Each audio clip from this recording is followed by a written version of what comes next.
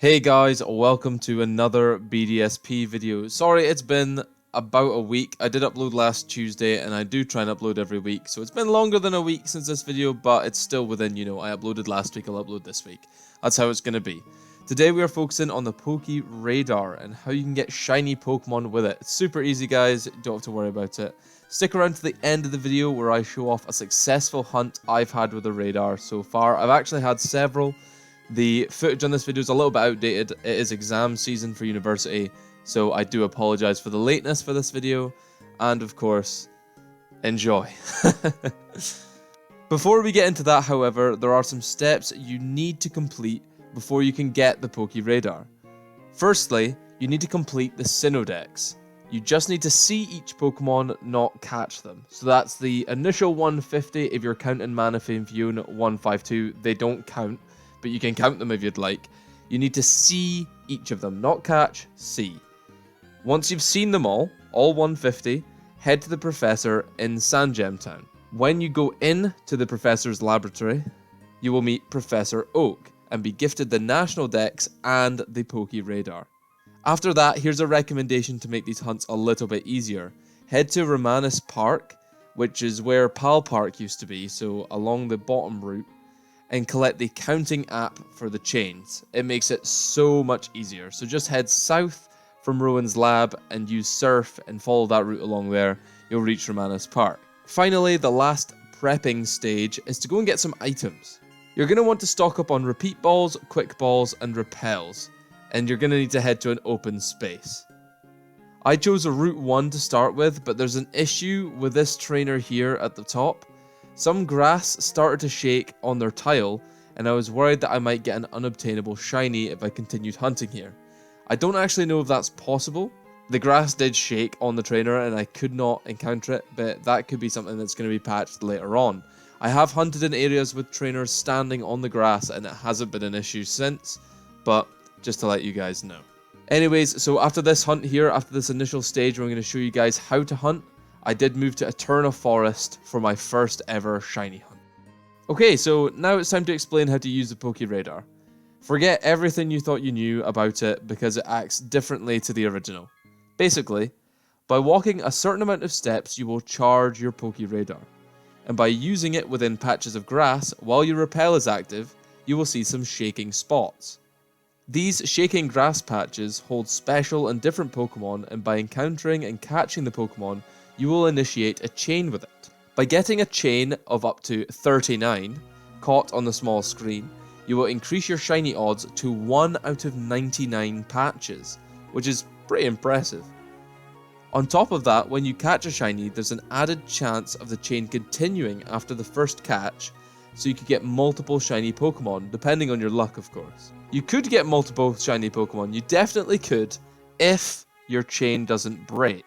When your chain breaks, it resets the encounters and thus your shiny odds of that Pokemon. I recommend saving right before you start your chain and therefore your hunt, so that you can reset if your chain breaks and you don't waste any repels, any Pokeballs, or anything like that. Your chain can break in these games even if you do everything right. This is because the code allows a 93% chance of your chain continuing if you satisfy the best odd conditions. This means that every time you encounter a new Pokemon within the chain, there's a 7% chance your chain just stops. To ensure you have the best time with your chain, make sure you catch every Pokemon you encounter, as this will increase your odds dramatically. Furthermore, when you use your radar, go for shaking spots that are 4 tiles away. This guarantees the highest odds for continuing your chain. If you use your radar and there is no spot that's 4 tiles away, or there are only 3 spots that are shaking, you can carefully avoid these shaking spots and just reset the radar. Run around, make sure you don't hit them. I try not leave the grass, but it's up to you. And then just reuse your radar and it will spawn 4 new patches and your chain will continue. A lot of sources are saying about these 3 shaking spots, but I've only ever seen 4 at a time. So it might be with smaller patches you have a chance to only get 3, and thus your chain will stop immediately after that. Make sure that you are encountering with there's 4 shaking patches 4 tiles away. Just remember the rule of 4. I always go for very large areas of grass, and if I can, I'll tend to encounter Pokemon in the middle just to avoid getting cramped into the corners, as it's not happened to me, but you could actually get locked in by shaking grass, and that could end your chain even if you're away up in like 36 or something. If you follow all these steps, you may encounter some very interesting types of grass. Wait, what? In these games, the grass tiles can be different depending on the Pokemon inside. The type of grass seen here is regular shaking grass, and thus it houses a generic Pokemon. Very boring, not shiny, just a Pokemon. In this type of grass, with the shaking leaves, we have hidden ability Pokemon. So if you see one of these 4 tiles away, make sure to catch it in a different type of ball. It makes it easier to find later on, trust me. And finally, we have a type of grass that everyone's looking for. Shiny grass. Inside of these sparkling patches is a guaranteed shiny Pokemon, as we will see right now. So, in Eterna Forest, I decided to hunt Wurmple, since I like the look of Shiny Beautify and Dustox, so it's a winner either way. That's not all though, I managed to get all the way up to a chain of 39 on my first attempt in the forest. Mathematically, that's like a 5% chance of reaching it, so on my very first try, it was pretty lucky.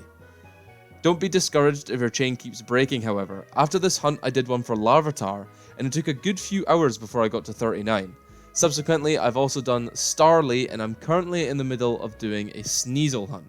And these chains are taking a while to get up to 39, let me tell you. This is by far one of my new favourite ways to shiny hunt, and I recommend you give it a go too. Since recording this video, I've had 1 shiny Larvitar, 2 Starly, and 2 Wurmple. So let me know in the comments what you guys are hunting. I also encountered a random shiny Clefairy in a cave, which was a pretty nice surprise as I'm pretty sure I don't have it in my shiny living dex. More on that soon, not in this video, soon as in next year probably. Unfortunately, no footage of the encounter as I was away from my desk with my Switch at the time, but I do have proof of it here, inside of my box. It's a very nice Clefairy, 10 out of 10. But that's all for this video guys. Sorry the content has been a bit slow over the last 2 weeks, it's exam season as I said at the start, and YouTube's become very hard to prioritise at the moment.